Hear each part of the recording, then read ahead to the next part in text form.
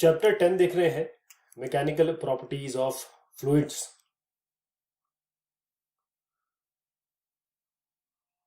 Mechanical properties of fluids के सवाल जवाब देखेंगे। एक्सप्लेन करना है ब्लड प्रेशर इंसानों का, ह्यूमन का, वो ज्यादा फीट पे क्यों होता है ब्रेन के बनिस्बत। तो उसका सीधा रिलेशन है हाइट से।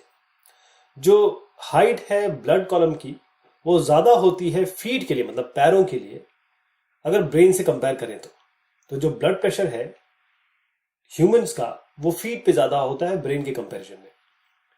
Atmospheric pressure at height of about 6 kilometre decreases to nearly half of its value at the sea level. Atmospheric pressure करीबन 6 किलोमीटर पे आधा हो जाता है सी लेवल से।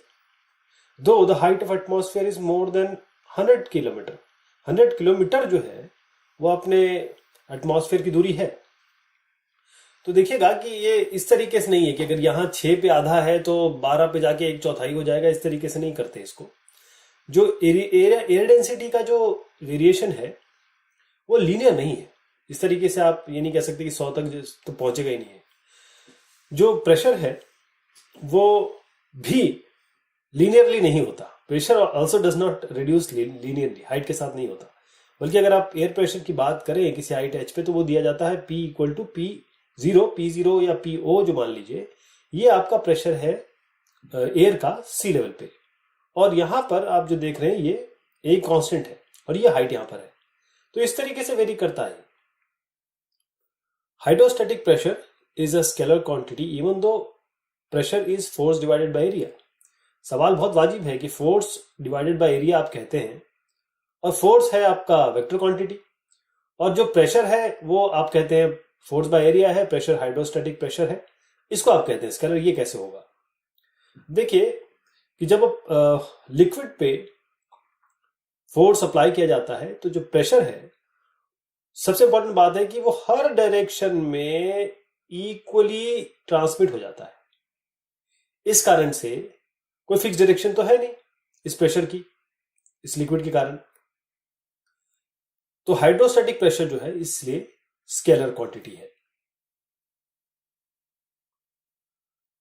एक्सप्लेन करना है why the angle of contact of mercury with glass is obtuse while that of water with glass is acute.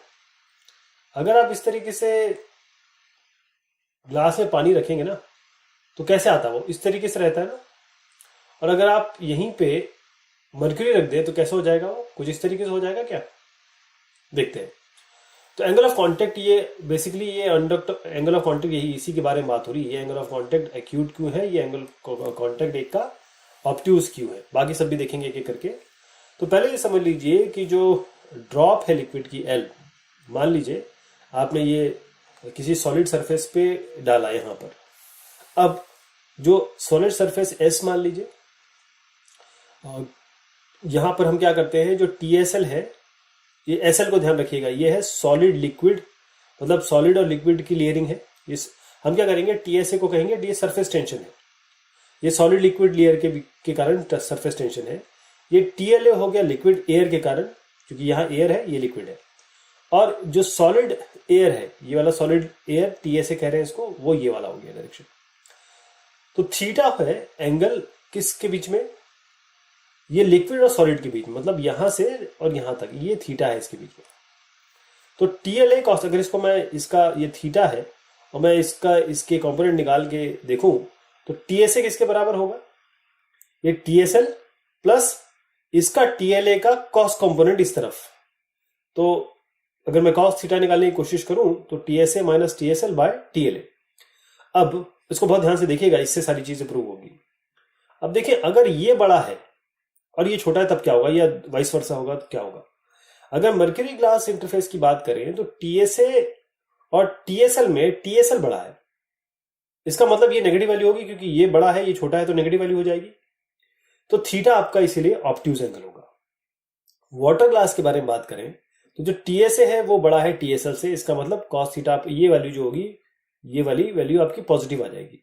Positive का मतलब है कि कॉस थीटा आपका पॉजिटिव है, इसका मतलब थीटा आपका एक्यूट एंगल है। अगला है when on a clean glass surface tend to spread out while mercury water on a clean surface वो spread हो जाता है, जबकि मर्क्यूरी को आप डालें तो वो ड्रॉपलेट बना लेता है।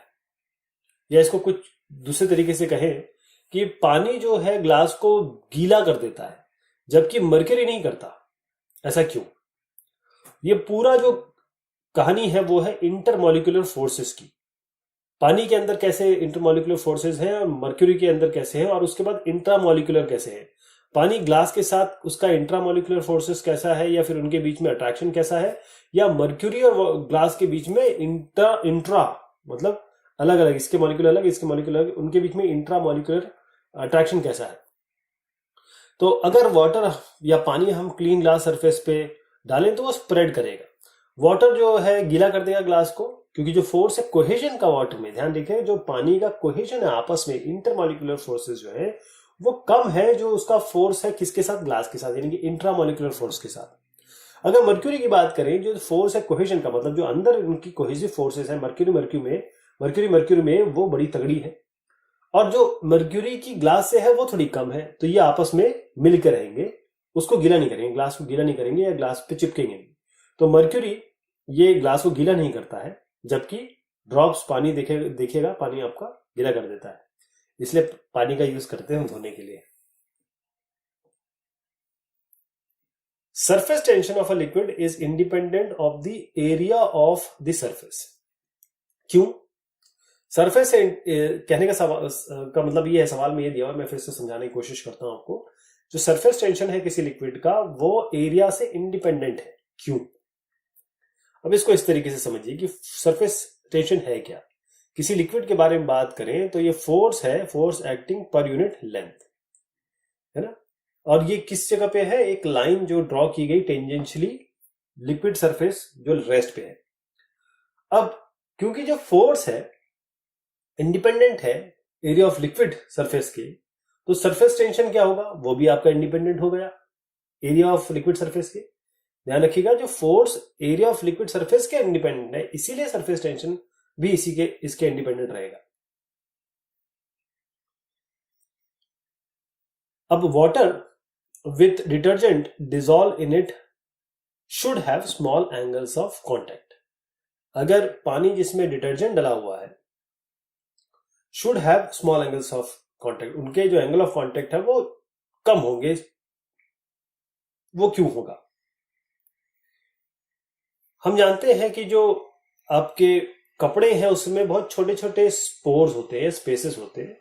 वो कैसे काम करते हैं? वो कैपिलरी की तरह काम करते हैं।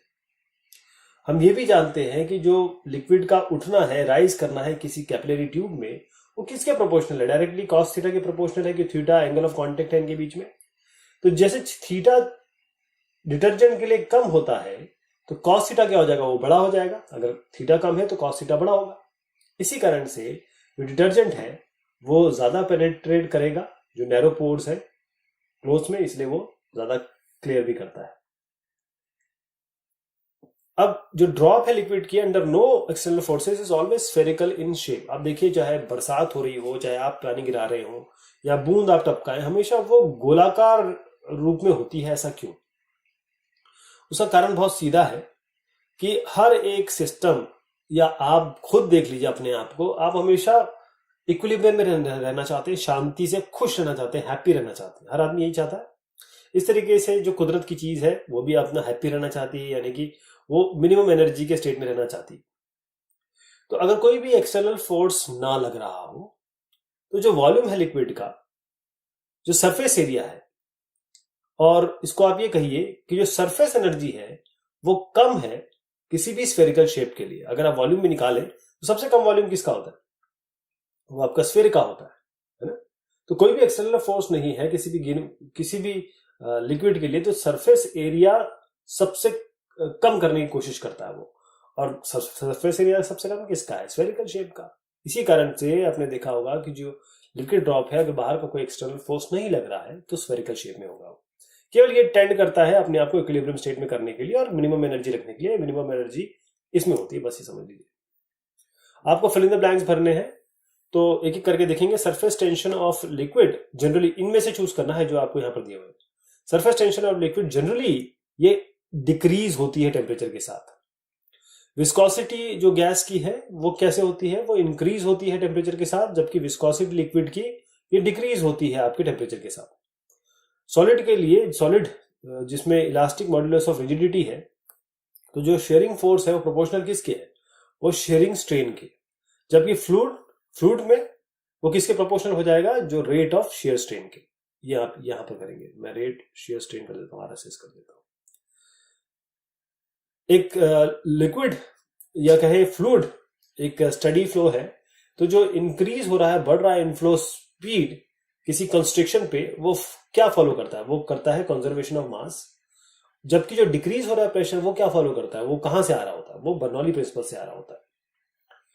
From the model of a plane in a wind tunnel turbulence occurs at, जो मॉडल है प्लेन का किसी विंड टनल में, वहां टर्बुलेंस किस कारण से आ रहा होता है, या ज्यादा हो रहा होता है, कम हो रहा होता है। तो turbulence occurs at a greater speed than the critical speed for transient turbulence for an actual plane। यहां पर आप देखिएगा आपका इस जगह पे ग्रेटर वैल्यू आएगी, यहां पर आप ग्रेटर लिखेंगे। Explain why to keep a piece of paper horizontal you should blow over not under it.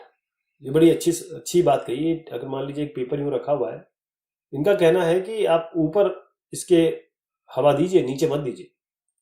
क्योंकि ऊपर क्यों देंगे, नीचे क्यों नहीं देना है? नीचे देंगे तो ऊपर से तो एटमॉस्फेरिक प्रेशर लग ही रहा है, ऊपर देंगे तो एटमॉस्फेरिक प्रेशर कम हो जाएगा, तभी ये ऊपर उठेगा। यही इसका जवाब है कि जब हम जो पीस ऑफ पेपर की बात कर रहे हैं, जब उस पर हम ब्लो करेंगे, जो वेलोसिटी है वो बढ़ जाएगी हवा की या एयर की, तो इसका कारण से जो प्रेशर है उसके ऊपर वो डिक्रीज हो जाएगा, बर्नौली थ्योरम को अगर हम देखें। जबकि जो प्रेशर है नीचे वाला वो तो सेम ही रहेगा, एटमॉस्फेरिक प्रेशर है, इसलिए पेपर हॉरिजॉन्टल हो जाएगा और ऊपर की तरफ आएगा। अब हॉरिजॉन्टल रखेंगे, मतलब उसको हॉरिजॉन्टल रखने के लिए when we try to close a water tap with finger, अब देखा होगा आपने, इस तरीके से टैप होता है आपका। ये टैप पे जैसे आप यहां पर हाथ रखेंगे, उंगली रखेंगे, तो पानी बहुत तेजी से इधर उधर छितरता है, बिखरता है। तो ये जो फास्ट जेट जा रहा है, वाटर गश जो बन रहा है इस ओपनिंग से, आपके उंगलियों के बीच से जो पानी आधा दिखाई दे रहा है, वो क्यों? देखिए, सबसे पहली बात समझ लीजिए कि हमारे पास इक्वेशन ऑफ कॉन्टिन्यूटी है जो बोलता है a इंटू वी हमेशा कांस्टेंट रहता है, यानी कि a1 into v one, a2 into v two, ये सारे कांस्टेंट होते हैं। अब ये करके आप जो एरिया है आउटलेट का वाटर का, वो वाटर जेट का रिड्यूस करते हैं, तो जो वेलोसिटी है पानी की वो इंक्रीज कर जाती है किससे? आपके कॉन्टिन्यूटी से। एरिया कम है, वेलोसिटी ज्यादा हो जाएगी, एरिया ज्यादा है, वेलोसिटी कम हो जाएगी, बस ये सीधा रिलेशन है इसके। The size of a needle of a syringe controls flow rate better than the thumb pressure exerted by doctor while administering an injection। इसमें ये जो सवाल है, इसमें सिरिंज के बारे में बात हुई है कि जो साइज है सिरिंज का, जब आप इंजेक्शन देते हैं, वो बेटर कंट्रोल करता है जो बहाव है, फ्लो रेट है, अगर कंपेयर करें कि जो थंब प्रेशर एग्जर्ट किया करता है डॉक्टर, अगर इंजेक्शन आप दे रहे हैं तब। तो किसी भी कांस्टेंट हाइट के लिए जो बर्नौली थ्योरम बताते हैं, वो बताते हैं कि जो आपकी एनर्जी है उनका सम कांस्टेंट रहेगा, मतलब कंजर्वेशन ऑफ एनर्जी होगी एक तरीके से। अब इसमें जो है, जो प्रेशर है वो सिंगल पावर में है, जबकि वेलोसिटी आपके डबल पावर में है।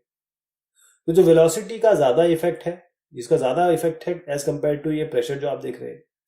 इसी रीजन के कारण जो नीडल है सिरिंज की, वो ज्यादा बेहतर तरीके से फ्लो का कंट्रोल कर पाती है बनिस्बत की अगर आप प्रेशर की बात करें जो डॉक्टर एक्सर्ट करता है, दबाता है अपने थंब से।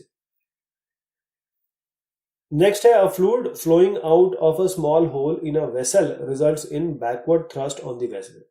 मान लीजिए आपके पास इस तरीके से एक वेसल है और यहां से एकदम से पानी निकलना शुरू किया या फिर कोई फ्लूइड निकलना शुरू किया, ये पीछे की तरफ जाएगा। ये क्या है? ये simple principle of conservation of momentum है कि जो फ्लोइंग फ्लूइड है वो आगे की तरफ जाता है, उसके पास फॉरवर्ड मोमेंटम होता है, इसीलिए जो वेसल है वो पीछे की तरफ आती है, बैकवर्ड मोमेंटम से। एक बॉल जब फेंकी जाती है, अगर वो स्पिन हो रही है तो वो पैराबोलिक ट्रेजेक्टरी फॉलो नहीं करती है, वो पैराबोलिक नहीं करती है। उसका कारण क्या है? जब एक बॉल स्पिन हो रही होती है तो उसमें दो चीजें लग रही होती है कि फॉरवर्ड हो रहा होता है, एक रोटेशनल भी हो रहा होता है, ट्रांसलेशन भी हो रहा होता है एक साथ। तो ये पैराबोलिक ट्रेजेक्टरी इसको फॉलो करना चाहिए, है ना, जैसे सवाल में दिया हुआ, लेकिन ये फॉलो नहीं करती है क्योंकि एयर जो मैग्नस इफेक्ट होता है वो इस पे काम करता है। जैसे मैं बता रहा हूं कि ये स्पिन भी हो रही है और आपकी ट्रांसलेशन भी हो रही है, इसीलिए ये अपने पाथ से डिविएट हो जाती है। तो आप कहते हैं ना वो स्विंग हो रही है, इसी हम स्विंग कहते हैं। मतलब आप बॉल इस तरीके से, मतलब यहां से अगर बॉलिंग कर रहे हैं तो वो इस तरह से ना जाके वो इस तरीके से यूं करके, मतलब हमें कैसे, यहां से आपको, ये आपका फ्रंट व्यू है, ये मैं टॉप व्यू दिखा रहा हूँ, ये विकेट है, यहां से बॉलिंग की जा रही है, तो वो इस तरीके से यूं चलेगी, ऐसे आएगी, इस तरीके से यूं करके आएगी, ऊपर से तो ऐसी आएगी। लेकिन यहां पर वो, क्योंकि वो घूम रही है ना हवा में, तो घूम रही है, तो जो प्रेशर चेंज हो रहे हैं या वेलोसिटी के साथ, वो मैग्नेस इफेक्ट कहते हैं उसको, तो वो पैराबोलिक ट्रेजेक्टरी फॉलो नहीं करेगी। 50 केजी की गर्ल है, इन्होंने हाई हील पहना हुआ है और ये बैलेंस कर रही है इस सिंगल हील पे। जो हील है वो सर्कुलर है, जिसका डायमीटर दिया हुआ है। आपको बताना है प्रेशर एग्जर्ट जो हील कर रही है उस हॉरिजॉन्टल फ्लोर पे। तो मास है गन का 50 केजी, डायमीटर आपको 1 सेंटीमीटर दिया हुआ है, इसको मीटर में चेंज कर लीजिए। रेडियस होता है डायमीटर का आधा, तो इसका आधा कर दीजिए, ये वाले का 0.05 आ जाएगा। एरिया निकालना है तो पाई आर स्क्वायर कर दीजिए। आर आपके पास है, पाई आर स्क्वायर ये वैल्यू आ जाएगी। पाई आप 3.14 ले सकते हैं, या 22/7 भी ले सकते हैं। अब फोर्स जो एग्जर्ट हो रहा है वो क्या है? एफ है mg नीचे की तरफ, ये mg है आपका, यही फोर्स है।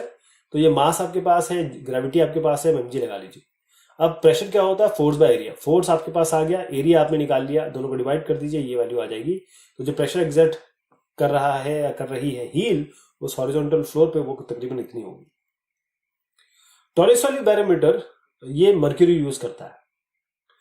पास्कल ने डुप्लीकेट किया इसको फ्रेंच वाइन यूज करके, और डेंसिटी जिसकी है 984 kg पर मीटर क्यूब।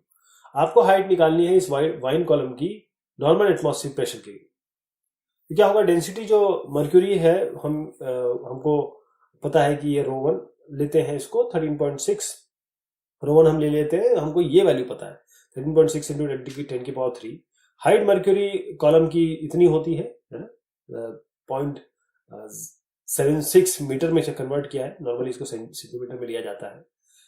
अब डेंसिटी जो फ्रेंच वाइन की है वो यहां पर दी हुई है, ये हमने लिख लिया। हाइट हमें पता नहीं है, h2। ग्रेविटी हम ले लेते हैं, चलिए 9.8। वैसे ग्रेविटी का काम आएगा नहीं क्योंकि कैंसिल आउट होने वाली है।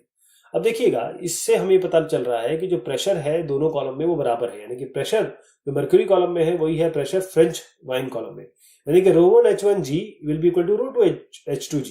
मैं बता रहा था कि g तो ऐसे ही हट जाएगा। h2 निकालना है तो क्या करेंगे? रो1 h1 को यहां से रो2 से डिवाइड कर देंगे। ये आपके पास 13.6 है, ये आपके पास 13.6 इंटू 10⁻³ है, ये आपके पास 0.76 है, और ये आपके पास 984 है। इसको सॉल्व करिए, आपके पास 10.5 आ जाएगा, यानी कि जो हाइट है फ्रेंच वाइन कॉलम का नॉर्मल एटमॉस्फेरिक प्रेशर के लिए वो 10.5 मीटर होगा। एक वर्टिकल ऑफशोर स्ट्रक्चर है, उसको बिल्ड करना है या बिल्ड हुआ है ताकि वो स्टैंड कर सके एक मैक्सिमम स्ट्रेस 10⁹ पास्कल, इतनी इसकी स्ट्रेस झेलने की कैपेबिलिटी है। क्या ये स्ट्रक्चर उचित है, सुटेबल है for putting up on a top of an oil well in the ocean? क्या ये सही है ताकि आप इसको ऑयल वेल के ऊपर रख दें इस वर्टिकल ऑफशोर स्ट्रक्चर को? आपको डेप्थ जो है ओशन की लेना है तकरीबन 3 किलोमीटर, और जो ओशन करंट है उसको इग्नोर कर देना है। तो इसमें क्या है? उत्तर इसका यस है। मैं बताता हूं कैसे आया है। जो मैक्सिमम अलाउबल प्रेशर आपको जो दिया है वो P 10⁹ पास्कल है। डेप्थ आपको 3 किलोमीटर दिया है, इसको मीटर में चेंज कर लेते हैं। डेंसिटी पानी की हम ले लेते हैं 10⁻³ यही होती है। हमने कहा कि 10⁻³ ले लेते हैं, वैसे वो सॉल्टी वाटर, लेकिन फिर भी चलिए इसको ले लेते हैं। जो एक्सेलरेशन ड्यू टू ग्रेविटी है 9.8 ले लेते हैं। अब जो प्रेशर एग्जर्ट हो रहा है, देखिएगा, जो pressure exerted because of sea water, इस डेप्थ पे जो प्रेशर एग्जर्ट हो रहा है पानी द्वारा, वो कितना होगा? रो एच जी, रो हमारे पास है, जी हमारे पास है, और एच हमारे पास है, रख दीजिए यहाँ पर 2.94 इंटू 10⁻⁷। अब देखिए, मैक्सिमम अलाउबल स्ट्रेस ये है। स्ट्रेस हमारे जो कंप्यूटेशन है उससे ये आया, ये वैल्यू इससे कम है, यानी कि आप इसको रख सकते हैं। जो मैक्सिमम अलाउबल स्ट्रेस है स्ट्रक्चर के लिए 10 की घात 9 है, वो ज्यादा है जो हमने अभी जो सी वाटर प्रेशर लगा रहा है उससे। तो जो प्रेशर एग्जर्ट कर रहा है ओशन वो कम है जो प्रेशर जो स्ट्रक्चर विथस्टैंड कर सकता है ना। तो जो स्ट्रक्चर है बिल्कुल सही है, उसको आप रख सकते हैं ऑयल वेल के ऊपर ओशन में। एक हाइड्रोलिक ऑटो मोबाइल लिफ्ट है, वो आपने डिजाइन इस तरीके से की ताकि वो कार को लिफ्ट करे, जिसका जो मैक्सिमम मास है वो करीबन 3000 केजी है। जो एरिया है, एरिया जो क्रॉस सेक्शन का है, पिस्टन जो कैरी कर रहा है लोड, उसका 425 सेंटीमीटर स्क्वायर है। आपको बताना है कि क्या मैक्सिमम प्रेशर छोटा पिस्टन जो है वो उसको बियर करना पड़ेगा, छोटा पिस्टन कितना बियर करेगा। अब देखिए जो मास आपको मैक्सिमम मास है 3000 केजी दिया हुआ है, एरिया ऑफ क्रॉस सेक्शन जो लोड कैरिंग पिस्टन है वो उसका ये है, इन सबको मीटर स्क्वायर में बदल दीजिए। फोर्स कितना लग रहा है, क्योंकि हमारे पास मास भी है, ग्रेविटी भी है, फोर्स इतना लग रहा है 294.00। अब हमारे पास एरिया भी है तो प्रेशर निकाल सकते हैं, pressure equal to force by area. Force आपके पास ये है, एरिया आपके पास ये है, तो उनको डिवाइड कर दीजिए, आपके पास ये वैल्यू आ जाएगी। तो जो प्रेशर है ये आपका पास आ गया। लेकिन अब ये देखिए कि जो प्रेशर है वो हर एक डायरेक्शन में इक्वली ट्रांसमिट हो रहा है इस लिक्विड में, इसीलिए जो मैक्सिमम प्रेशर है जो पावर पिस्टन बियर करेगा वो भी आपका 6.917 इंटू 10⁵ है, 10⁵ पास्कल। एक यूट्यूब है जिसमें पानी है और मिथाइलेटेड स्पिरिट है, लेकिन दोनों सेपरेट किससे हो रहे हैं मैं इसको डायग्राम से बताता हूँ। ये देखिए ये स्पिरिट है, मिथाइलेटेड स्पिरिट है, और ये पानी है। दोनों सेपरेट किससे, यहां से यहां तक ये आपका मर्करी है। अब जो मर्करी कॉलम है इन दोनों आर्म में वो इस लेवल पे है कि जो 10 सेंटीमीटर आर्म है, यहां से यहां तक 10 सेंटीमीटर आर्म है वो पानी का है, 12.5 सेंटीमीटर आर्म जो है वो स्पिरिट का है। आपको स्पेसिफिक ग्रेविटी निकालनी है किसकी, स्पिरिट की, इसकी स्पिरिट की। और आगे एक और सवाल आएगा, जो अगला सवाल है उसमें यहाँ पर 15-15 और सेंटीमीटर डाला जाएगा। तो पहले इसको समझ लीजिए, फिर अगला देखते हैं। तो ये जो गिवन सिस्टम आपको दिख रहा है, पानी का, ये स्पिरिट का, ये मर्क्यूरी का, वो कुछ इस तरीके से ऊपर से यहाँ पर P0 लग रहा है, प्रेशर लग रहा है, एटमॉस्फेरिक प्रेशर लग रहा है, तो कुछ इस तरीके से बन रहा है। H1 आपका 12.5 आपको दिया हुआ ये वैल्यू, H2 आपका 10 है वो ये वैल्यू है, दोनों की दोनों जो वैल्यूज है उसको मीटर में चेंज कर दिया। ये P0 जो दोनों पे लग रहा है वो आपका एटमॉस्फेरिक प्रेशर है, जो रो1 है डेंसिटी है स्पिरिट की, रो2 हम डेंसिटी ऑफ वाटर मान रहे हैं। अब देखिएगा कि जो प्रेशर इस पॉइंट पे बी पे ये भी P0 लग रहा है, और इस पॉइंट पे प्रेशर क्या होगा, वो होगा P0 प्लस ये वाला H रो जी, रो इसका स्पिरिट का। यहां पर D पे क्या होगा, P0 प्लस H, यहां ये H है, रो इसका वाटर का इंटू G। तो P0 प्लस H रो जी प्लस P0 प्लस H2 रो जी, ये P0 है यहाँ पे, P0 कैंसिल, G कैंसिल, आपका रो1 बाय रो2 हो जाएगा H2 बाय H1। तो H2 भी पता है, H1 भी पता है, H2 आपका ये है 10 और H1 है आपका 12.5, डिवाइड कर लीजिए 0.8 हो जाएगा, यानी कि स्पेसिफिक ग्रेविटी स्पिरिट की वो 0.8 है। अब इस पिछले वाले में, अब देखिए ये ध्यान रखिएगा, एक में ये जो है ना ये कैसे आया है, यहाँ पर आपके जो रो2 है ये वाला पानी का है, तो यहां ले जाना पड़ेगा आपको। अब अगला जो सवाल है वो पहले वाले से रिलेटेड है। यदि 15 सेंटीमीटर का वाटर और स्पिरिट वो दोनों इसमें डाल दिया गया, अभी आपने देखा था, मैंने बताया था कि दोनों में 15 सेंटीमीटर और वाटर और स्पिरिट डाल दिया गया जो दोनों आर्म है। अब बताइएगा कि क्या डिफरेंस होगा जो लेवल है मर्क्यूरी का दोनों आर्म में, what is the difference in the levels of mercury in the two arms. तो स्पेसिफिक ग्रेविटी मर्क्यूरी की आपको 13.6 दी हुई है। देखिए पहले वाले में क्या था 10, हमने 15 और जोड़ दिया, इसका H1 हो गया 25। दूसरे वाले में 12.5 था, उसमें 15 और जोड़ दिया 27.5 हो गया। डेंसिटी वाटर की 1 ग्राम पर सेंटीमीटर क्यूब, डेंसिटी ऑफ जो स्पिरिट है हमने पिछले सवाल में भी निकाल ली 0.8 ग्राम पर centimetre cube, density of mercury 13.6 हमें पता है। अब H जो है मान लीजिए डिफरेंस है इनके लेवल्स का, मर्क्यूरी के लेवल्स का दोनों आर्म में। तो मर्क्यूरी के लेवल का जो डिफरेंस आ रहा है दोनों आर्म में, कहने का मतलब मरकरी अभी यहां पर इस तरीके से बराबर थी, एक मरकरी ऊपर पहुंच गई, एक मरकरी नीचे, तो ये कहां से आई, ये ऐसे आई कि जो इनके बीच में प्रेशर डिफरेंस है, मतलब वाटर और स्पिरिट में जो एक्स्ट्रा डाला उनके कारण जो प्रेशर डिफरेंस आया वही तो मरकरी को ऊपर नीचे कर रहा है। यही यहां पर हम लगाएंगे। हम क्या करेंगे, सबसे पहले तो हम ये देख लेंगे H रो जी मर्क्यूरी का देखेंगे, हाइट क्या है अभी हमको जरा आइडिया नहीं है, हम रो 13.6 है, ग्रेविटी का भी आइडिया है। लेकिन जो डिफरेंस है दोनों के बीच में, किसके बीच में, वाटर और स्पिरिट के बीच में जो डिफरेंस आ रहा है प्रेशर का, वही तो इसके बराबर होगा, वही तो इस मर्क्यूरी को ऊपर नीचे ले जा रहा है। तो हम क्या करेंगे, एच दोनों का वाटर और स्पिरिट का माइनस कर देंगे, जी बाहर ले लेंगे, बाकी हमने 25 और 27.5 15 को जोड़ के तो ला ही लिया था। ये आपकी इनकी रो हो गई, डेंसिटी हो गई, यानी कि 3G करीब आ गया। तो ये जो वैल्यू है फर्स्ट और सेकंड को हम इक्वेट करेंगे, इस एच को हटा दीजिए, 13.6 एच रो जी को आप 3G से कंपेयर करिए, इक्वेट करिए, जी कैंसिल हो गया, ये हो गया, एच आ गया 3/13.6 जो कि 0.221 आएगा। तो जो डिफरेंस है लेवल ऑफ मर्क्यूरी का दो आर्म में वो 0.221 सेंटीमीटर आएगा।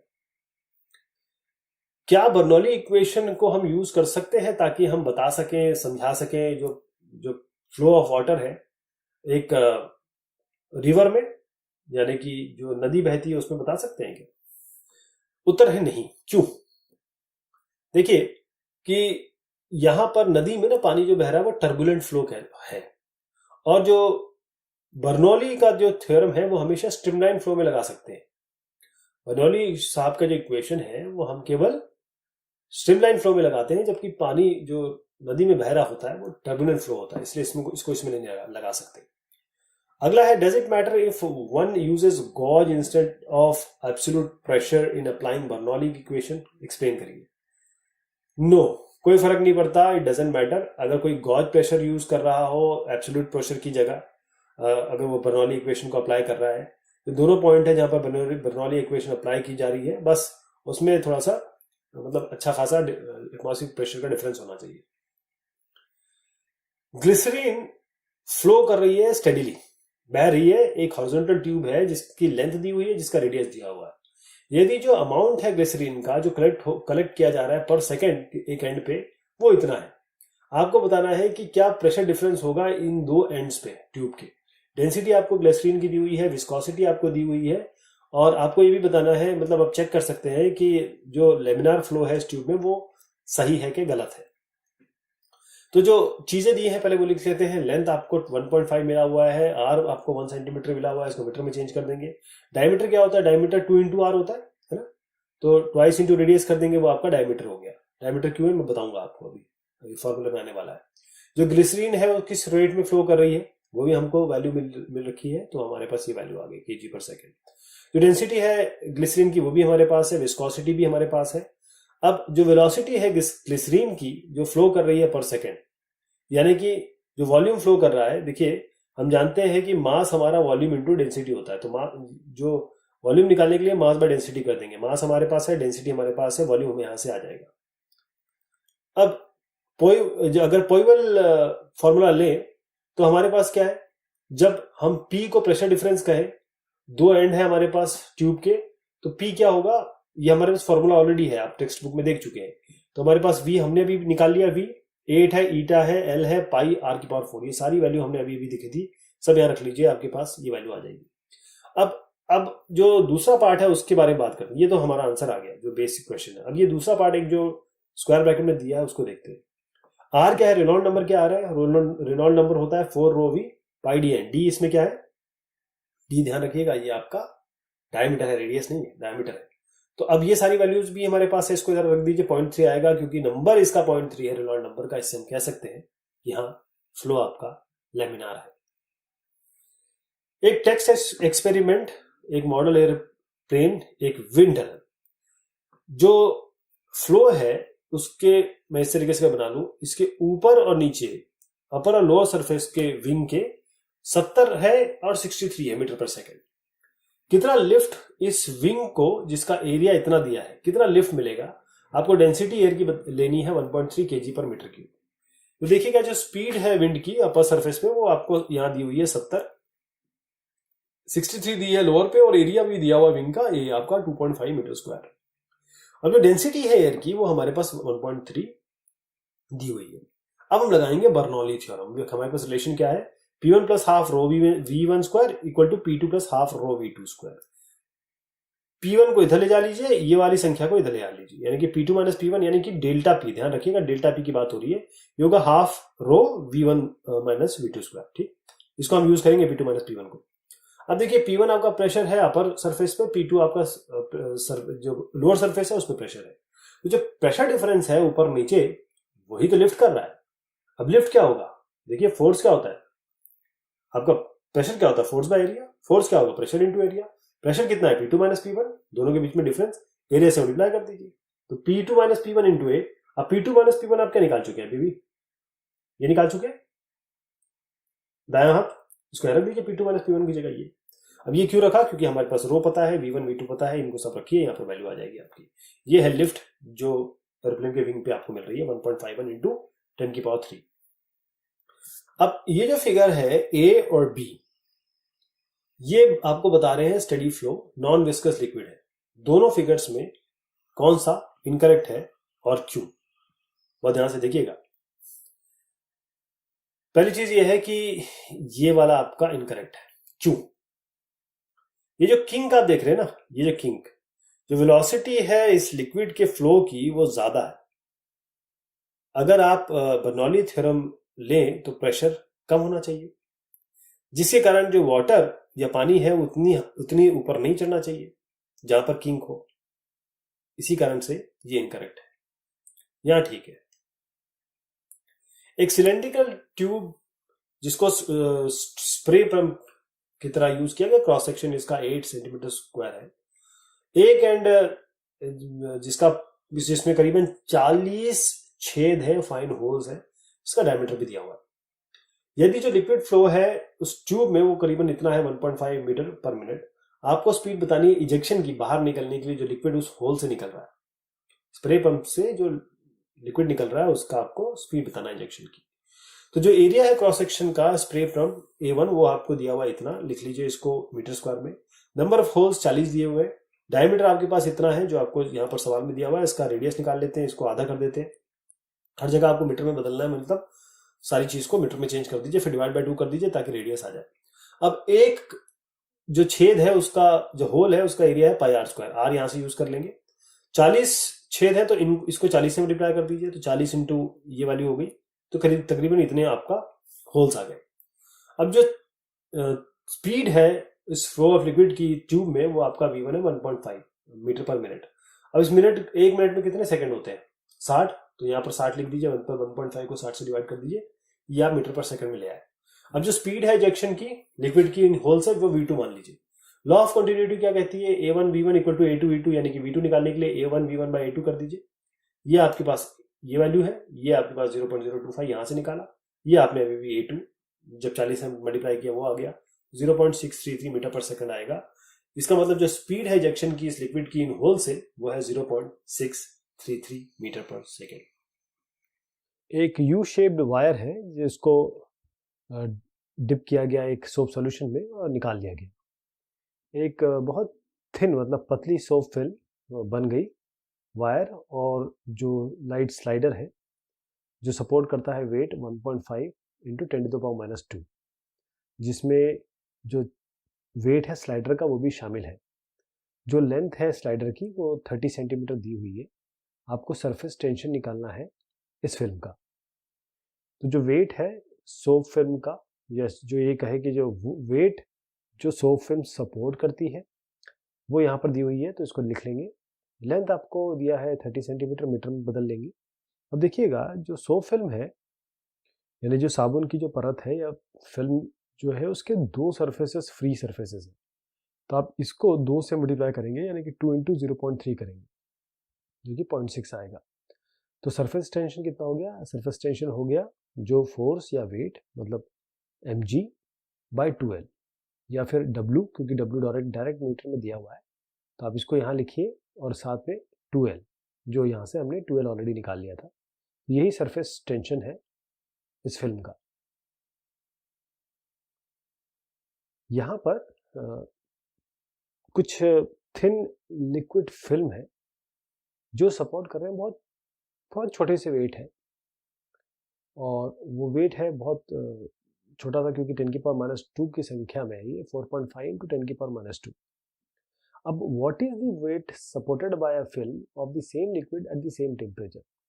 ये जो पहला दिया हुआ है इसमें आपको बताया गया है कि देखिए ये 40 सेंटीमीटर यहाँ पर है और एक थिन फिल्म है जो इतना वेट सपोर्ट कर रही है। दूसरे केस में और तीसरे केस में कितना कर रही है आपको बताना है। तो देखिएगा कि जो लेंथ है लिक्विड फिल्म का जो सपोर्ट किया गया वो एल, यहाँ पर एल 40 सेंटीमीटर आपको दिया हुआ है, तीनों में बल्कि 40 सेंटीमीटर है, तो 40 सेंटीमीटर को आप बदल लीजिए इसको मीटर में। तो जो वेट फिल्म द्वारा सपोर्टेड है वो भी आपको दिया हुआ है, लेंथ हो गया, वेट हो गया।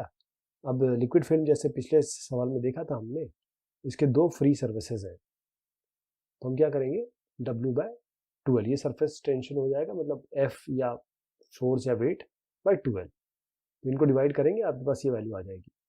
अब ये जो तीनों फिगर है इसमें लिक्विड भी सेम है, टेम्परेचर भी सेम है, तो सरफेस टेंशन इसमें और इसमें दोनों में सेम होगा, यानी कि यही वैल्यू, यही संख्या होगी। और क्योंकि जो लेंथ है इस फिल्म की सारे केसेस में 40 सेंटीमीटर है, या ये कहें कि जो 40 सेंटीमीटर तीनों में एक ही लेंथ दी गई है, तो जो वेट सपोर्ट है हर एक केस में वो इतना ही रहेगा, 4.5 × 10⁻²। What is the pressure inside the drop of mercury of radius 3 mm at room temperature? Pressure क्या होगा जो मर्क्यूरी की ड्रॉप है जिसका रेडियस भी दिया हुआ है रूम टेम्परेचर पे, जो सरफेस टेंशन है मर्क्यूरी का इस 20 डिग्री पे वो इतना दिया हुआ है, जो एटमॉस्फेरिक प्रेशर है वो भी दिया हुआ है, और आपको एक्सेस प्रेशर भी बताना है जो ड्रॉप के अंदर है।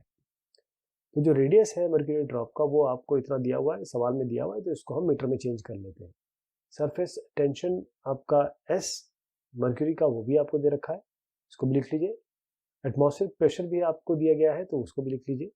अब देखिएगा कि एक मर्क्यूरी ड्रॉप है, टोटल प्रेशर कितना लग रहा है, जो इसके अंदर मर्क्यूरी ड्रॉप के अंदर प्रेशर क्या है, एक तो ये एक्सेस प्रेशर हो गया जो इसके अंदर है, साथ में जो एटमॉस्फेरिक प्रेशर लग रहा है, तो इन दोनों को जोड़ लेंगे हम, यानी कि ये एक्सेस प्रेशर क्या है 2S/R, और ये आपका जो एटमॉस्फेरिक प्रेशर है। सरफेस टेंशन हमको दिया हुआ है, R आपके पास है, दोनों वैल्यू रख लीजिए, P0 भी आपको दे रखा है या P सब ओल दे रखा है, इनको जोड़ लीजिए, आपकी ये वैल्यू आ जाएगी। और ये जो संख्या है या ये जो एक्सप्रेशन है ये आपका है एक्सेस प्रेशर, तो इसको अलग से, या तो यही चीज़ है ना, इसको लीजिए और ये वैल्यू आ जाएगी, तो ये आपका एक्सेस प्रेशर है। क्या एक्सेस प्रेशर होगा एक बबल में जो सोप सोल्यूशन का है जिसका रेडियस दिया हुआ है, आपको ये भी बताया गया है कि जो सरफेस टेंशन है सोप सोल्यूशन का इस टेम्परेचर पे 20 डिग्री पे इतना दिया गया है। अब यदि जो एयर बबल है उसका सेम डिमेंशन है और वो उसी डिमेंशन का नीचे, मतलब डेप्थ 40 मीटर पर बना एक कंटेनर में जिसमें सोप सोल्यूशन है जिसका रिलेटिव डेंसिटी 1.20 दिया हुआ है, what would be the pressure inside the bubble. अब इसमें प्रेशर क्या होगा, एक एटमॉस्फेरिक प्रेशर आपको इतना लेना है जो संख्या इसमें दी हुई है। तो अब देखिए कि जो सरफेस टेंशन है सोप सोल्यूशन का रूम टेम्परेचर पे, आपको ये जो दिया है वो तो पहले लिख लेना है, ये T दिया हुआ है, रेडियस दिया हुआ है, इसको मीटर में चेंज कर लिया। अब जो एक्सेस प्रेशर है बबल के अंदर जो बन रहा है वो क्या है, Pi - P0 इसको मानिए, तो आपका 4T/R, ये आपने बुक में भी देखा है, तो इस तरीके से आता है। T आप लिख लीजिए, R आप लिख लीजिए, तो T और R दिया हुआ है तो यहाँ पर रख लीजिए, आपका 20 पास्कल करीब आ जाएगा, ये एक्सेस प्रेशर है बबल के अंदर।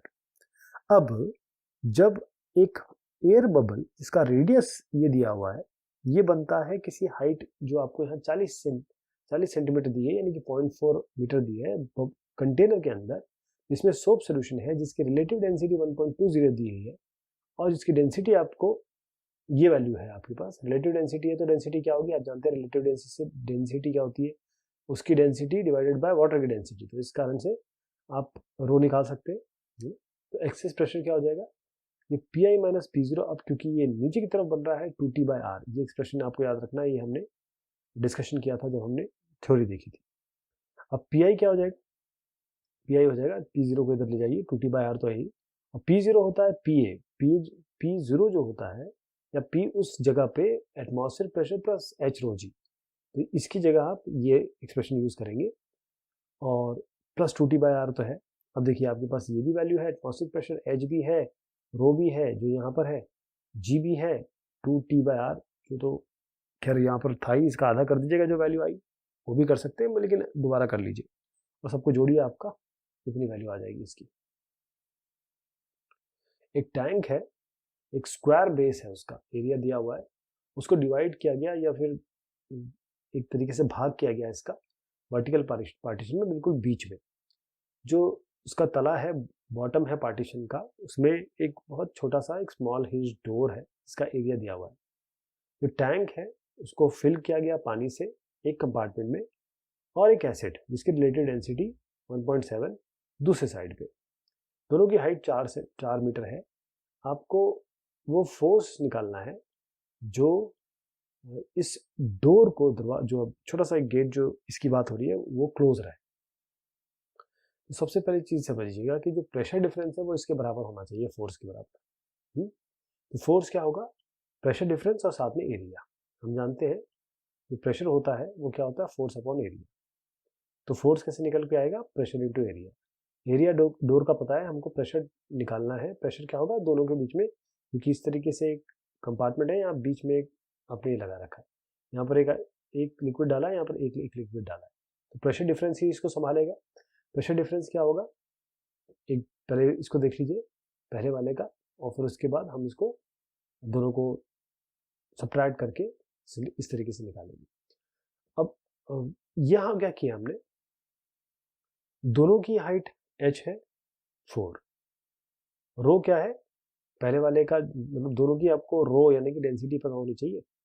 तो वाटर की ये हो गई, एसिड की ये हो गई जो 1.7 दी हुई है। और उसके बाद हमने क्या किया, ये लिया है h1 रो 1 g माइनस h2 रो 2 g तो बराबर है, h भी बराबर है, दोनों 4 है। अब रो 1 माइनस रो 2 बेसिकली आ रहा है, तो 1700 माइनस 1000 किसका लिया? आपका पानी का। दोनों का प्रेशर डिफरेंस निकालने की कोशिश की, तो ये अपना ये वैल्यू आ गई। यही प्रेशर डिफरेंस हम यहाँ पर रख देंगे, एरिया से मल्टीप्लाई कर देंगे। एरिया आपको दे रखा है इस स्मॉल हिंज डोर का, दोनों को मल्टीप्लाई करेंगे 55 न्यूटन आएगा। एक मैनोमीटर है जो रीड करता है प्रेशर गैस का, जो यहाँ पर आप देखिए डायग्राम में दिखाया गया है। जब पंप जैसे ही गैस थोड़ा सा हटाता है या रिमूव करता है, तो मैनोमीटर रीड करता है, जो यहाँ पर आप देख पा रहे हैं। जो लिक्विड है जो इस मैनोमीटर में यूज किया गया मर्क्यूरी है, और एटमॉस्फेरिक प्रेशर है 76 सेंटीमीटर मर्क्यूरी का। आपको एब्सोल्यूट और गॉज प्रेशर इस गैस का इस एनक्लोजर में और इस एनक्लोजर में निकालना है। किसके टर्म्स में? मर्क्यूरी के सेंटीमीटर के टर्म्स में। दूसरा है how would the level change in case be, यहाँ पर लेवल चेंज कैसे होगा अगर 13.6 मतलब इतना सेंटीमीटर पानी, ध्यान रखिएगा पानी मर्क्यूरी के साथ मिलता नहीं है, इतना पानी इसमें डाला गया राइट लिम्ब में, और इसमें मैनोमीटर में। आपको जो छोटा सा चेंज जो हो रहा है वॉल्यूम गैस का, उसको आपको छोड़ देना, मतलब उसको ध्यान में देना। तो ये सब देख लीजिए मैनोमीटर कैसा है, यहाँ पे यहाँ से तक 20 है, बेसिकली यहाँ से इसका डिफरेंस 20 है, और यहाँ पर देखिए यहाँ से इसका 18 है। तो हो क्या रहा है इसमें, एक एक करके समझिएगा। जो एटमॉस्फेरिक प्रेशर है वो 76 सेंटीमीटर ऑफ मर्क्यूरी है। अब इस फिगर में जो प्रेशर हेड क्या है, यहाँ पर है 20 सेंटीमीटर पे। तो एब्सोल्यूट प्रेशर क्या होगा? 76, मतलब ये तो एब्सोल्यूट प्रेशर है, 76 प्लस 20 यानी कि यहाँ तक 76 प्लस 20 96 आ गया। गॉज प्रेशर कितना है? 20। ये गॉज प्रेशर इसको कहते हैं, मतलब गॉज प्रेशर एच आपका 20 सेंटीमीटर मर्क्यूरी का है। इस फिगर में आए तो एच कितना हो गया, क्योंकि यहाँ देखिए ये ऊपर है ये नीचे है, तो -18 सेंटीमीटर हो गया, है ना। और जो एब्सोल्यूट प्रेशर क्या हुआ? 76 तो एक्चुअल है, सो 76 प्लस 18, लेकिन 18 माइनस में है, तो 76 माइनस 18 यानी कि 58 सेंटीमीटर हो गया। अब गॉज प्रेशर कितना है? इतना -18, यही ये तीनों चीज, ये सारी चीज आ गई इस डायग्राम के हिसाब से। अब जब ये पहला पार्ट हो चुका है, अब जब 13.6 सेंटीमीटर पानी डाला गया इसके राइट लिम्ब में, जहाँ पे आप मैनोमीटर देख पा रहे हैं, तो हम जानते हैं कि जो प्रेशर दोनों बराबर रहेगा, यानी कि rho H G will be equal to rho dash G dash H dash. अब जी से तो कोई लेना देना नहीं है, क्योंकि दोनों जी दोनों में एक बराबर रख रहा है, तो जी हटा दीजिए। आपका rho H will be equal to rho dash H dash, यानी अगर एच डैश निकालना है तो क्या करेंगे? Rho H by rho dash. ये आपको पता है 1 है, ये एच 13.6 दिया हुआ है, ये रो डैश आपको 13.6 पता है, यानी कि 1 सेंटीमीटर मर्क्यूरी के आ जाएगा। इसका मतलब जो प्रेशर होगा इस बी पर, यहाँ पर, वो कितना होगा?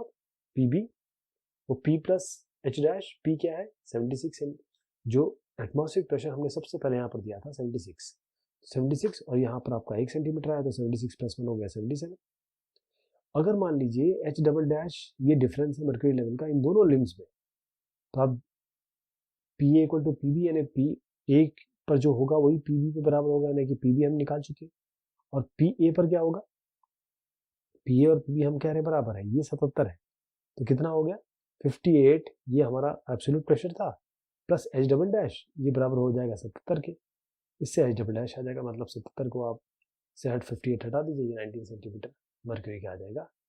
इसके लिए दो वेसल्स हैं, उनके सेम बेस एरिया है लेकिन अलग अलग शेप है। जो पहला वेसल है वो ट्वाइस दुगना वॉल्यूम पानी का लेता है, अगर सेकंड वेसल देखें उसके कंपेयर में करें, अगर कॉमन हाइट दोनों में आती है तो। यदि जो फोर्स एग्जर्ट किया जा रहा है, फोर्स दिया जा रहा है वाटर का बेस पे उस वेसल के, दोनों ही केसेस में सेम है, क्या ये सही है या गलत है? एक और सवाल पूछा गया, यदि ऐसा है तो क्यों ये वेसल जो फिल्ड किया गया वाटर से सेम हाइट पर, ये अलग अलग रीडिंग देता है वेट स्केल पे, अगर वेट किया जाए इनका तो।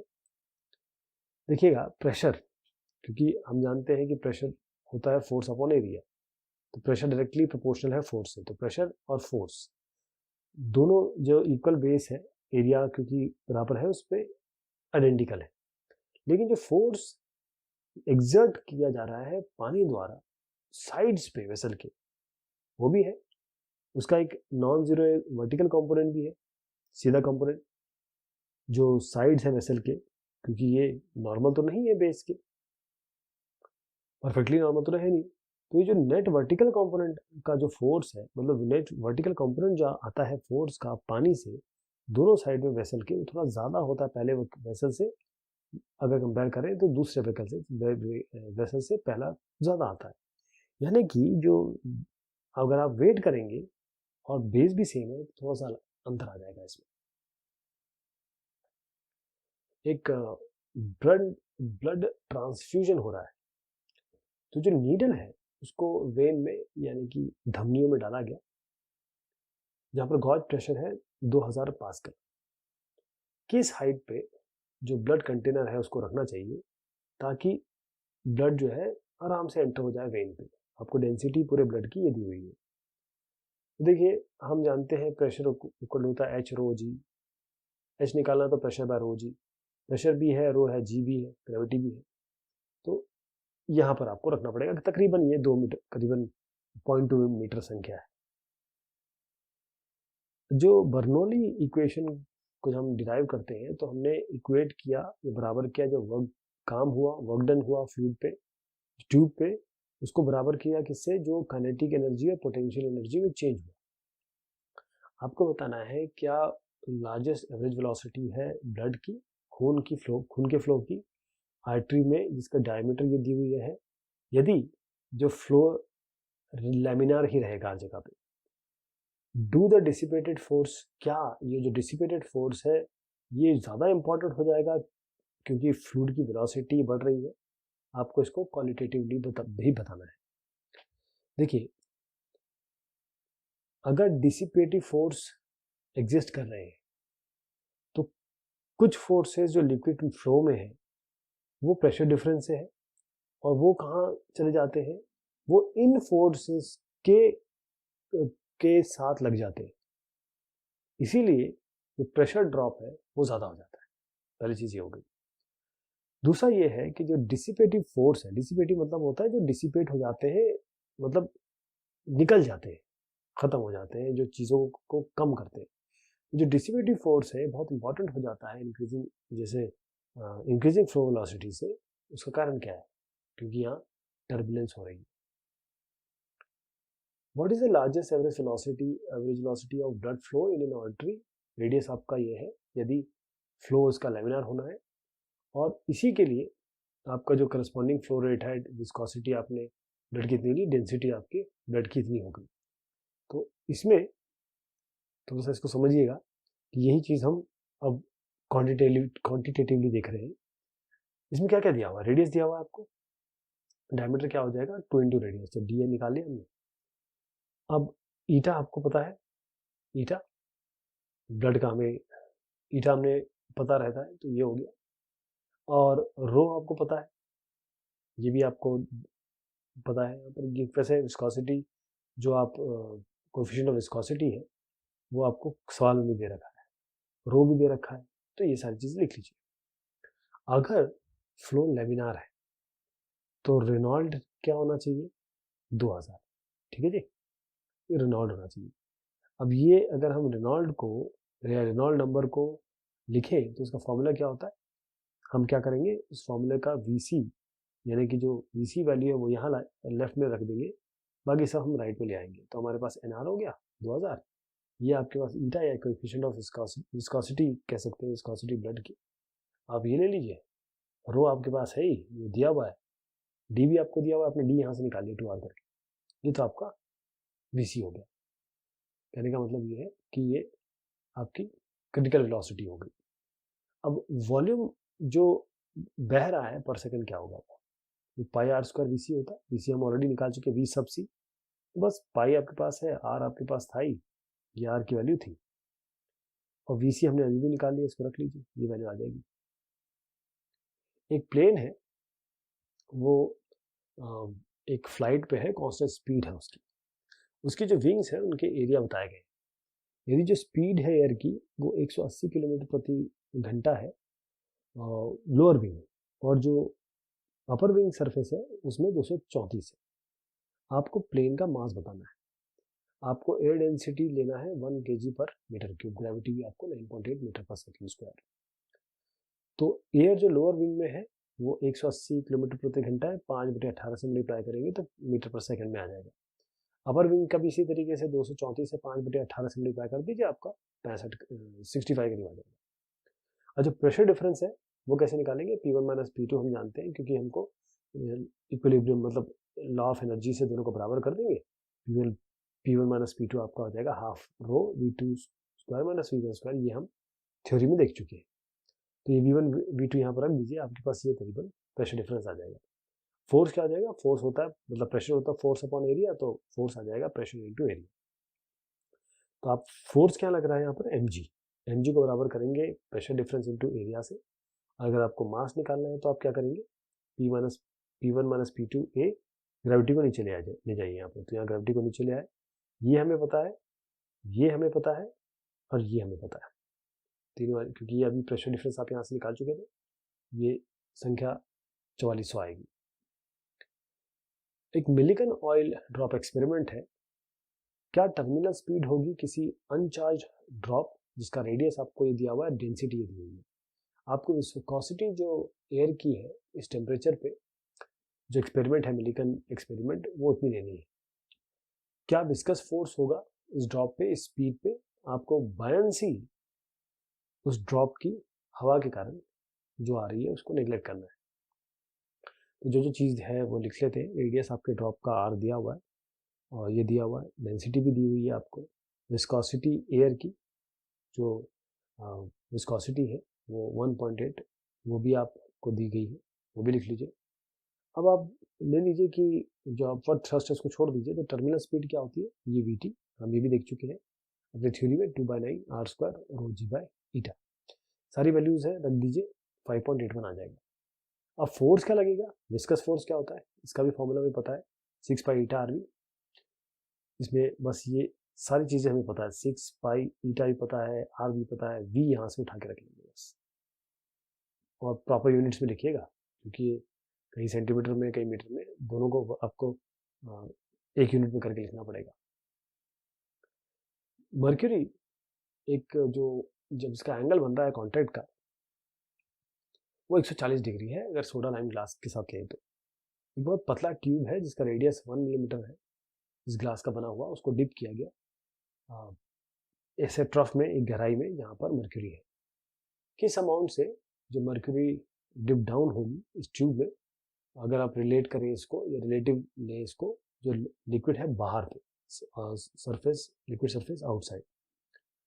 अब सरफेस टेंशन जो मर्क्यूरी का है इस टेम्परेचर पर दिया गया है, डेंसिटी भी मर्क्यूरी की दी हुई। तो इसमें क्या करते हैं हम लोग, कि जो चीज़ है वो लिख लें पहले। रेडियस आपको दिया हुआ है, उसको मीटर में चेंज कर लेते हैं। सरफेस टेंशन मर्क्यूरी का सिग्मा, ये भी आपको दिया हुआ है यहाँ पे। डेंसिटी जो मर्क्यूरी की है वो भी दी हुई है, वो भी लिख लीजिए।